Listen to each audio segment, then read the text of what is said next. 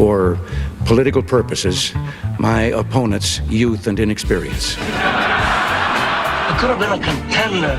I could have been somebody. We have great fans. I want to thank them for being here. So it's a great night for Nebraska. The Nebraska Democratic Party is not going to have a sort of, burning bush moment where everything gets turned around in one election. That doesn't happen. Good morning, good afternoon, and good evening. Welcome to part 2 of Point Counterpoint. It's the 18th day of February in the Lord's year 2025, and we give you the date so that if you happen to be listening to this program at some point in the future, maybe you're going to be Captain Kirk or somebody when you grow up, I want you to recognize that we may be talking about things that have already been solved and already changed. This is truly a unique program because there are very few on radio that talk about today and only today, especially with both sides of the comments being voiced. Dennis P. Crawford is my co-host. He's down in Mexico, so we have him on the phone. No, he didn't leave the country because Trump was elected. Although, Dennis, would that be a choice on your part? No, I'm coming back on March 8th. Can't wait to get back. And there's city elections in Lincoln and Omaha, so I plan to volunteer for some candidates who are friends of mine. So I want to lead the charge and lead the comeback against the Trump administration and the Republicans. We'll start local. Do you think that do you have any comment at this point on the mayoral race in Omaha? I haven't followed it very much, just a little bit. Jean Stothard is the incumbent. She's running for a third term. She's always positioned herself as a moderate. She actually said nice things about Joe Biden 4 years ago. The only candidate I really know in the race is John Ewing. He's a former police officer in the Omaha Police Department, county treasurer for Douglas County. I haven't talked to John for a while, but he's a really good guy. And if I help somebody in that race, I'm going to help John Ewing. I've dealt with him before, and he's a really good guy, and I know his brother as well. All right, well, there's another candidate out there on the Democratic side, and I believe he's a city council person, but hopefully we're going to have those folks on, and we're going to talk to them a little bit. All right, so this starts Go ahead. The other candidates are Mike McDonald. He's a Republican, a former state senator, and then there's Jasmine Harris, a Democratic community activist. I don't know either one of them very well at all. Okay. All right, so on Point Counterpoint, we like to talk about politics and what's going on in our country, and there's very few people who are as passionate about the left side as Dennis P. Crawford, and that's why he has truly earned the opportunity to sit at this microphone every single day that he wants. We also have an in-studio guest today. His name is Ralph Tate. And Ralph, you can participate in this conversation anywhere you want to go. Okay. But you have to promise me you'll at least say once, man, that Crawford guy is nuts. Only if you feel it, though. I'm not sure I can do that, Mac. Okay, Dennis, you go ahead and start with your list of stuff today. I always give you the first and the last word. Well, thanks. On your fine Facebook page, Point Counterpart Omaha, a gentleman posted an article featuring a Lindy Lee, a woman that used to be a Democrat, and now she's a Republican. She's pretty obscure. I never even heard of her until a gentleman posted the article. But her theory is the Democrats are doomed and the Republicans have some kind of permanent governing majority. Let me tell you, she couldn't be more wrong. I always start with history, Mac. In 2005 and 2017, a lot of people said the Democrats are doomed. 4 years later, they were back. They had the White House and the presidency. I remember in 2009, after Obama won, the Democrats had both houses of Congress, and all these people are writing the political obituary of the Republicans, and lo and behold, they came back. It's pendulum politics in America. Yeah. Majorities are very, very temporary in nature. A party usually never holds a trifecta for more than about 2 years. Swing voters are unhappy and in a sour mood and very impatient. And I will boldly and fearlessly predict that the Democrats will regain control of the House in 2026. Because it's pendulum politics in America. No majority is permanent. They're very temporary. Okay. And by the way, Point Counterpoint is also your thing on Facebook too, Dennis. You're a part of that. All right. So that's not my Thanks. page, that's our page. All right, so Okay. speaking of which, I want to talk about a woman who is from Des Moines, who I never, to the best of my knowledge, I never met her. And kind of like what Dennis did, we usually don't use the names because the names aren't important. That's not who they are. Who they are is what they write. And so I had written a post that I thought that the Democrats or the left or whoever they are should give Trump more than 3 days. Now it's been, 21 days or whatever it's been since he's been in office. We need to give him more time to let him build his administration into something before we make a choice on it. And her response to me was, certainly, I'm reading now, certainly sounds like the hater with this comment. Imagine asking if we hate God. We hate that democracy has been replaced by a Arthurian oligarchy. I'm saying that wrong, aren't I, Dennis? Okay. Oligarchy. Oligarchy. Oligarchical or something. All right. Like that. Yep. Shame about an oligarchy. Why do you hate democracy? She asked me. We hate that thousands of workers are being fired indiscriminately. We hate that the richest man in the world has cut off food and medicine to the poorest people in the world when farmers have a surplus. Why do you think that's a good thing? Since you mentioned Jesus, he certainly wouldn't be doing that. And then I don't know what she's doing, challenging me, I guess. You should read the Bible and follow Jesus instead of your fake Christian you elected. My answer back to her was, I don't hate anybody or anything. In fact, I facilitate a class almost every quarter on 70 times 7, and that is a class that teaches people how to forgive. And I have to be, as the facilitator in the class, well-knowledged on what hate is and what dislike is and what lies are and what goes between two people, especially when it comes to forgiveness. So I don't hate anything or anybody.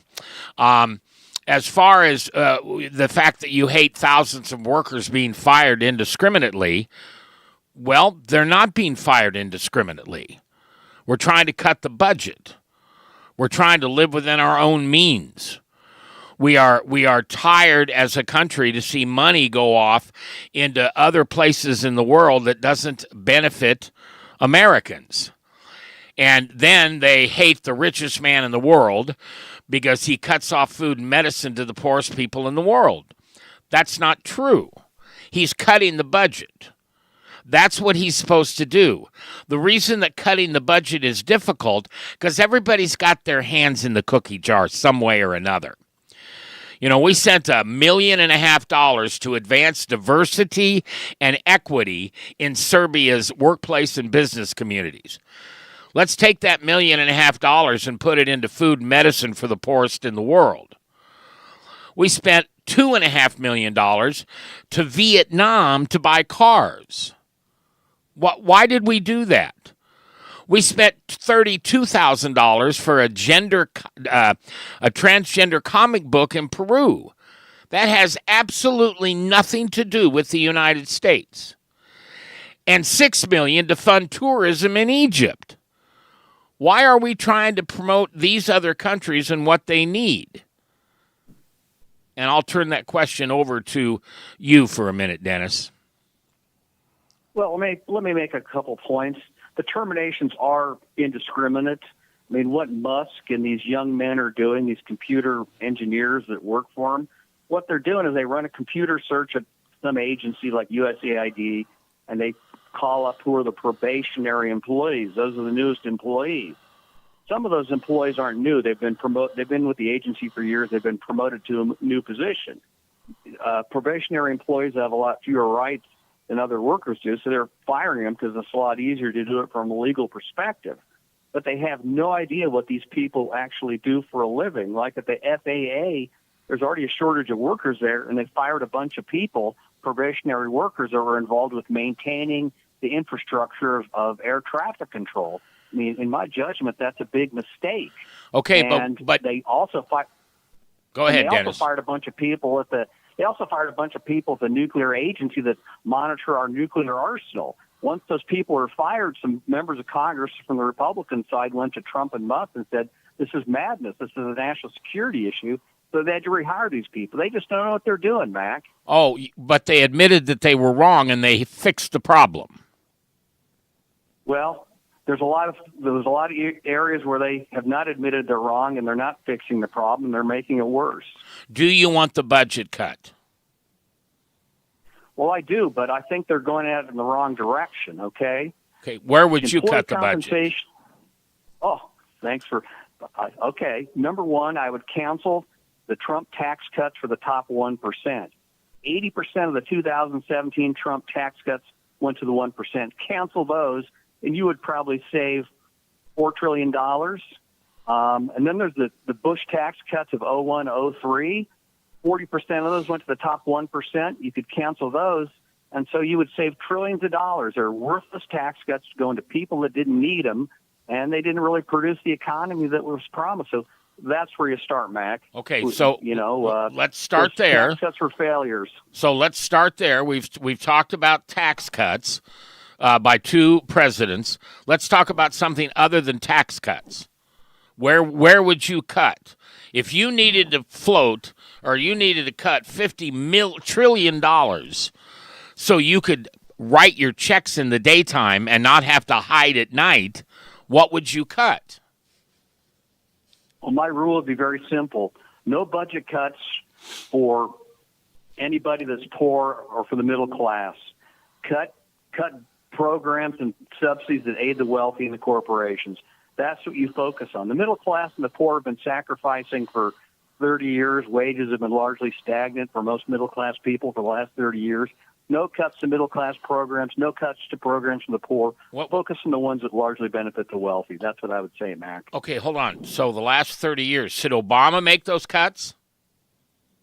Didn't Clinton make those cuts? Clinton and Obama actually had good records in the budget, and they made some good budget choices and got good budget results with bipartisan support. But we're in bipartisan support. But the country's in the red.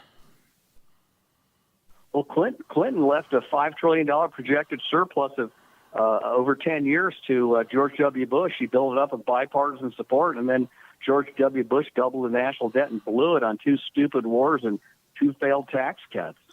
Stupid wars. So you don't want us to go across and help the underdogs that are being bullied and murdered and killed outside of our country. Well, my position is no U.S. combat troops should be involved, but I do support sending weapons to Ukraine, which we've been doing since that war began for 3 years. No combat troops, that we can provide them with military equipment and with economic aid, but no U.S. troops should be involved. What should the U.S. troops do? I think we should only go to war if somebody attacks us first, Mac. It's very hypothetical. We're militarily in a very strong position right now and economically in a very strong position. So, Ronald Reagan told us that maintaining a strong military deters attacks and preserves the peace, and we need to continue to do that. Okay, what about American hostages that are being held by Hamas? American citizens being held. Well, we shouldn't fight we shouldn't try to release them? We shouldn't fight a war to get them back. I mean, that would be madness. If we attacked Hamas, they would just kill the hostages, and we wouldn't get them back. They'd be dead. Negotiations have been successful. Obviously, there's a lot more work to do, but a number of hostages have been freed, and the negotiations have been working. Diplomacy takes time, but then wars take time too. Let's talk about Afghanistan and Iraq. So diplomacy. To focus on diplomacy. So diplomacy, which is what Trump is using to get those hostages freed, are okay with you. Well, sure, yeah, I would say that. Okay. But no new wars. I think that's a mistake. And I mean, Trump didn't start any wars in his first term, and that's one of my rare areas of agreement with him, as I've discussed with you before here. Well, and the war is going to end in the holy city of Jerusalem. That's going to be ending, and we're going to get Ukraine and Russia to call a permanent peace offering, and then he will have ended those wars also. Well, it doesn't look very promising for Ukraine. Pete Hegseth, who is a terrible choice for defense secretary, as we discussed, at least my opinion, he basically told the Ukrainians they're going to have to surrender territory to the Russians, and they can never join NATO. So if there's a peace agreement, it'll be very disadvantageous to Ukraine and weaken them and tempt Russia to start another war. And the negotiations that began today in Saudi Arabia, the Ukrainians have been excluded from the negotiations. It's a travesty. Well, why didn't Joe Biden, when he decided to fund that war in Ukraine, why didn't he work so hard to solve and finish that war rather than to fund it and continually to put blood on the American people's hands because of the tax money we gave them to kill the Russians? Well, the war is entirely Russia's fault. Russia could end the war tomorrow by pulling out of Ukraine and leaving them alone. So it's entirely on Russia. Biden didn't negotiate because the Russians weren't going to negotiate in good faith, and Trump's negotiating with the Russians because he's already sold them out. He's already thrown them under the bus. That's why these negotiations are happening. So Trump's negotiations of throwing Russia under the bus works. He's throwing Ukraine under the bus. You said well, Russia. Yeah, I mean, Pete Hegseth said the Russians could keep the territory they conquered, and the Ukrainians can't join NATO, so they'll be greatly weakened and vulnerable to another attack. Why didn't Biden get Ukraine back in NATO? I couldn't tell you, Mac. Well, we should know that answer. Go ahead, Ralph. Well, I'll have to look it up for you, but I'm just telling you that Ukraine was never in NATO. Right. But they've never been in NATO, but thanks to Biden, Ukraine has held out for 3 years in this war, and now Trump's going to pull the rug out from under a free country and throw them to the wolves. Remember that Ukraine gave Hunter Biden a very wealthy position and money for being on the board of their energy company, which he never did anything on. So he probably gave money to Ukraine so Hunter could get this $1 billion benefit from it. I never voted for Hunter Biden. He never ran for anything. I know, but his dad gave him stuff. Well, his dad gave him nothing. His dad had nothing to do with his business dealings. Hunter was a sleazy guy that exploited his last name to make money for himself. I mean, that's an area of agreement we probably have. But Joe Biden had nothing to do with Hunter's business dealings. Go ahead, Ralph. I believe the evidence is contrary to that. The evidence that has come out is contrary. Well, the House Republicans wanted to impeach Joe over these alleged business dealings between Joe and Hunter, and they admitted that they didn't have any evidence, so they dropped the whole dang thing. I never read that they dropped it. I read that Biden pardoned him, which means he was guilty. Well, and he was guilty back to 20 years. Hunter. Huh? Well, he pardoned Hunter, but it doesn't change the fact that Joe had nothing to do with Hunter's business dealings. Hunter was on his own. I think there's evidence that he was in the room when those conversations were happening. Yeah.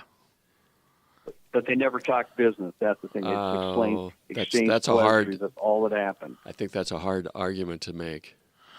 Okay. Well, Hunter's business partner testified under oath to the U.S. House that business was not discussed between Joe and Hunter's business partners. What's his name? Thought they had Joe, and then what? What's his business partner's name?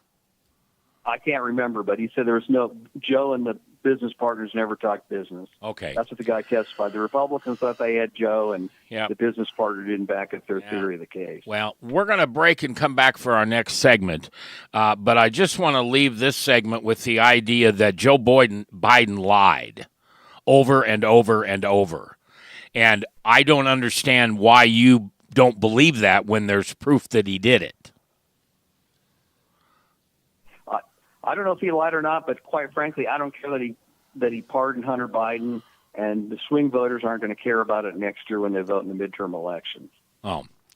Okay, we're going to take our next break, and we will be back, and we will continue to discuss what's going on in politics here in America and abroad. I'm Mac McCoy. Dennis P. Crawford is in Mexico on his telephone, and my in-house guest today is Ralph Tate, Tate, who is a citizen of Papillion, La Vista, and just wanted to sit in on today.